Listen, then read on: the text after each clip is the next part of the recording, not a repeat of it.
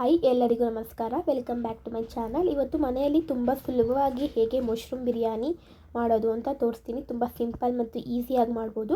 ಯಾರೆಲ್ಲ ನಾನು ವೀಡಿಯೋನ ಫಸ್ಟ್ ಟೈಮ್ ನೋಡ್ತಾ ಇದ್ದೀರಾ ಪ್ಲೀಸ್ ಸಬ್ಸ್ಕ್ರೈಬ್ ಮಾಡ್ಕೊಂಡು ನೋಡಿ. ಅದ್ರ ಪಕ್ಕದಲ್ಲಿರೋಂಥ ಬೆಲ್ ಐಕನ್ ಪ್ರೆಸ್ ಮಾಡಿದ್ರೆ ನಾನು ಹಾಕಿರೋಂಥ ವೀಡಿಯೋ ಎಲ್ಲನೂ ಸಹ ಫಸ್ಟ್ ನಿಮಗೆ ನೋಟಿಫಿಕೇಷನ್ ಬರುತ್ತೆ. ಅವಾಗ ನೀವು ಸಹ ಮನೇಲಿ ನೋಡಿಕೊಂಡು ಮಾಡ್ಬೋದು, ಟ್ರೈ ಮಾಡ್ಬೋದು. ತುಂಬ ಟೇಸ್ಟಿಯಾಗಿರುತ್ತೆ ಅಂತಲೇ ಹೇಳ್ಬೋದು. ಇಲ್ಲಿ ನಾನು 1 ಪ್ಯಾಕ್ ಆಫ್ ಮಶ್ರೂಮ್ನ ತೊಗೊಂಡಿದ್ದೀನಿ. ಮಶ್ರೂಮ್ನ ತೊಗೊಂಡು ಚೆನ್ನಾಗಿ ನೀರಲ್ಲಿ ತೊಳ್ಕೊಬೇಕು. ಆದಷ್ಟು ಸ್ವಲ್ಪ ಉಪ್ಪು ಹಾಕ್ಕೊಂಡು ಚೆನ್ನಾಗಿ ತೊಳ್ಕೊಳ್ಳಿ. ಮೇಲ್ಗಡೆ ಸ್ವಲ್ಪ ಮಣ್ಣು ಎಲ್ಲನೂ ಸಹ ಚೆನ್ನಾಗಿರುತ್ತೆ. ಅದನ್ನೆಲ್ಲನೂ ಸಹ ಚೆನ್ನಾಗಿ ನೀಟಾಗಿ ಆದಷ್ಟು ತೊಳ್ಕೊಂಡು ಈ ರೀತಿ ಬೆಳ್ಳಕ್ಕಾಗೋ ಈ ರೀತಿ ತೊಳ್ಕೊಂಡು ಈಗ ನೋಡಿ ನಾನು ಇದರಲ್ಲಿ 4 ಭಾಗ ಮಾಡ್ಕೊತಾ ಇದ್ದೀನಿ. ನೀವು 2 ಭಾಗ ಆದರೂ ಮಾಡ್ಕೊಬೋದು ಅಥವಾ ಹೋಲ್ ಹಾಕಿದ್ರೂ ಸಹ ಹಾಕ್ಬೋದು. ಚಿಕ್ಕದಿರೋದೆಲ್ಲ ಹೋಲ್ ಹಾಕಿ, ಇನ್ನು ದೊಡ್ಡವಾಗಿರೋದನ್ನ 2 ಪೀಸು ಅಥವಾ 4 ಪೀಸ್ ಆ ಥರ ಮಾಡಿಕೊಂಡು ನಿಮಗೆ ಕಟ್ ಮಾಡ್ಕೊತಾ ಈ ರೀತಿ ಕಟ್ ಮಾಡ್ಕೊಳ್ಳಿ. ಕಟ್ ಮಾಡ್ಕೊಂಡಾಗಿದ್ಮೇಲೆ ನಾನು ಇಲ್ಲಿ ಒಂದು ಪಾತ್ರೆಯಲ್ಲಿ ಸ್ವಲ್ಪ ನೀರು ಮತ್ತು ಉಪ್ಪು ಹಾಕ್ಬಿಟ್ಟು ಅದರೊಳಗಡೆ ಹಾಕ್ತಾಯಿದ್ದೀನಿ. ಯಾಕಂದರೆ ಇವಾಗ ನಾವು ಅದೊಂಥರ ಕಪ್ಪಾಗೋ ರೀತಿ ಆಗಿಬಿಡುತ್ತೆ ಅಂತ ನಾನು ಉದ್ದೇಶದಿಂದ ಮಾತ್ರ ಈ ನೀರೊಳಗಡೆ ಹಾಕಿದ್ದೀನಿ.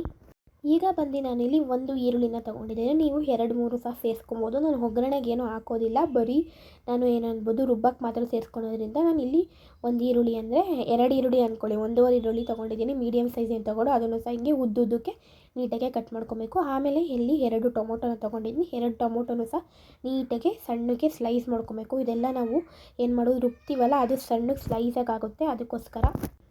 ಆಮೇಲೆ ನಾನಿಲ್ಲಿ ಬಂದು ಶುಂಠಿನ ತೊಗೊಂಡಿದ್ದೀನಿ. ಶುಂಠಿ 1 ಇಂಚ್ ಶುಂಠಿ ಅಂದ್ಕೊಳ್ಳಿ.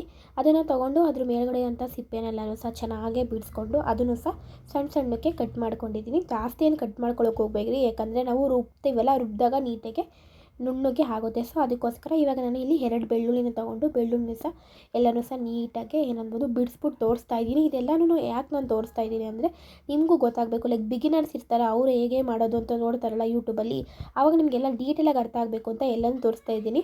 ಒಂದು ಮಿಕ್ಸಿ ಜಾರಲ್ಲಿ ಇವಾಗ ನಾನು ಕಟ್ ಮಾಡಿರೋಂಥ ಈರುಳ್ಳಿ, ಕಟ್ ಮಾಡಿರೋಂಥ ಟೊಮೊಟೊ, ಶುಂಠಿ, ಬೆಳ್ಳುಳ್ಳಿ, ಆಮೇಲೆ ಕಾಯಿ ತುರಿ ಸೇರಿಸ್ಕೊಂಡಿದ್ದೀನಿ.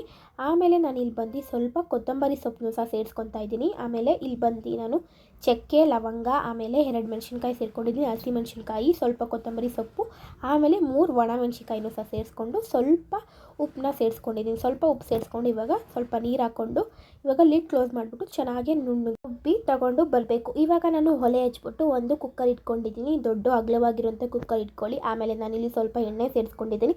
ಎಣ್ಣೆ ಸೇರಿಸ್ಕೊಂಡು ಆಲ್ ಸ್ಪೈಸಸ್ ನೀವು ಸೇರಿಸ್ಕೊಬೋದು. ನಾನಿಲ್ಲಿ ಬಂದು ಚಕ್ಕೆ, ಲವಂಗ, ಮರಾಠಿ ಮೊಗ್ಗು, ಆಮೇಲೆ ಬಂದು ಒಂದೇ ಒಂದು ಎಲೆ ಹಾಕ್ಕೊಂಡಿದ್ದೀನಿ, ಪಲಾವ್ ಎಲೆ ಹಾಕ್ಕೊಂಡು. ಆಮೇಲೆ ಕಸೂರಿ ಮೇಥಿನ ಈ ರೀತಿ ಚೆನ್ನಾಗಿ ಕ್ರಷ್ ಮಾಡಿ ಹಾಕ್ಕೋಬೇಕು. ಆ ಫ್ಲೇವರ್ ಚೆನ್ನಾಗಿ ಬಿಟ್ಕೊಳ್ಳುತ್ತೆ ಎಣ್ಣೆ ಒಳಗಡೆ. ಇವಾಗ ನೀವು ಈರುಳ್ಳಿನೂ ಸಹ ಸೇರಿಸ್ಕೊಬೋದು ಅಥವಾ ನೀವು ಟೊಮೊಟೊನೂ ಸಹ ಸೇರಿಸ್ಕೊಬೋದು. ನಾನು ಯಾವುದೂ ಸಹ ಸೇರಿಸ್ಕೊತಿಲ್ಲ, ಡೈರೆಕ್ಟು ರುಬ್ಬಿರೋಂಥ ಮಸಾಲೆನ ಸೇರಿಸ್ಕೊತಾ ಇದ್ದೀನಿ.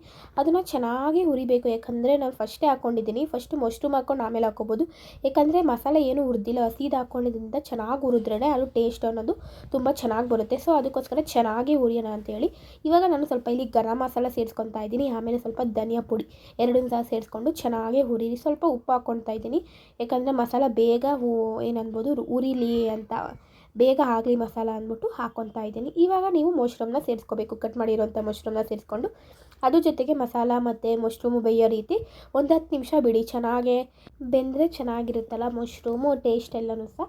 ಅದಕ್ಕೋಸ್ಕರ ಒಂದು 10 ಮಿನಿಟ್ಸ್ ಬಿಟ್ಟಿದ್ದೀನಿ. 10 ಮಿನಿಟ್ಸ್ ಆದಮೇಲೆ ಏನಿಲ್ಲ, ನೀವು ಇದಕ್ಕೆ ಏನನ್ಬೋದು ಗೋಡಂಬಿ ಸೇರಿಸ್ಕೊಬೋದು, ಫ್ರೆಶ್ ಕ್ರೀಮ್ ಸಿಗುತ್ತಲ್ಲ ಅದನ್ನು ಸಹ ಸೇರಿಸ್ಕೋಬೋದು.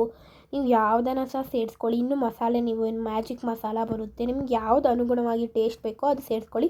ನಾನು ತುಂಬ ಸಿಂಪಲ್ ಮತ್ತು ಈಸಿಯಾಗಿ ಮಾಡ್ತಾಯಿದ್ದೀನಿ. ಮನೇಲಿರೋ ಇಂಗ್ರೀಡಿಯೆಂಟ್ಸ್ ಇದ್ರೇ ಆರಾಮಾಗಿ ಈಸಿಯಾಗೆ ಮಾಡ್ಕೊಬೋದು. ನೋಡಿ ಮಶ್ರೂಮ್ ಎಲ್ಲ ಬೆಂದ್ಬಿಟ್ಟು ಸಣ್ಣ ಸೈಜಿಗೆ ಬರುತ್ತೆ. ನೀವು ಏನನ್ಬೋದು ಇವಾಗ ಒಂದು ಬಾಕ್ಸ್ ಪೂರ್ತಿ ಹಾಕಿದ್ರೂ ಸಹ ನಿಮಗೇನು ಅನಿಸೋದೇ ಇಲ್ಲ, ಇಷ್ಟೇ ಅನಿಸುತ್ತೆ.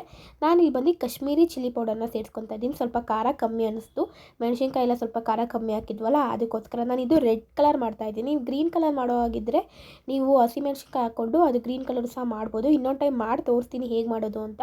ಈಗ ನಾನು ಬಂದು ಇಲ್ಲಿ ಸ್ವಲ್ಪ ಗೋಡಂಬಿ ಸೇರಿಸ್ಕೊಂಡಿದ್ದೀನಿ. ಗೋಡಂಬಿ ಸೇರಿಸ್ಕೊಂಡು ಆಮೇಲೆ ಸ್ವಲ್ಪ ಕಸೂರಿ ಮೇಥಿ ಹಾಕ್ಕೊಂಡಿದ್ದೀನಿ. ನಂಗೆ ಕಸೂರಿ ಮೇಥಿ ಅಂದರೆ ತುಂಬ ಇಷ್ಟ ಆಗುತ್ತೆ ಪಾಟು, ಅದಕ್ಕೋಸ್ಕರ ಸ್ವಲ್ಪ ಜಾಸ್ತಿನೇ ಹಾಕ್ಕೊತೀನಿ ಅಂತ ಹೇಳ್ಬೋದು. ಆಮೇಲೆ ಬಂದು ನಾನು ಇಲ್ಲಿ 2 ಲೋಟ ಅಷ್ಟು ಸೋನಾ ಮಸೂರಿ ರೈಸ್ನ ಸೇರಿಸ್ಕೊತಿದ್ದೀನಿ.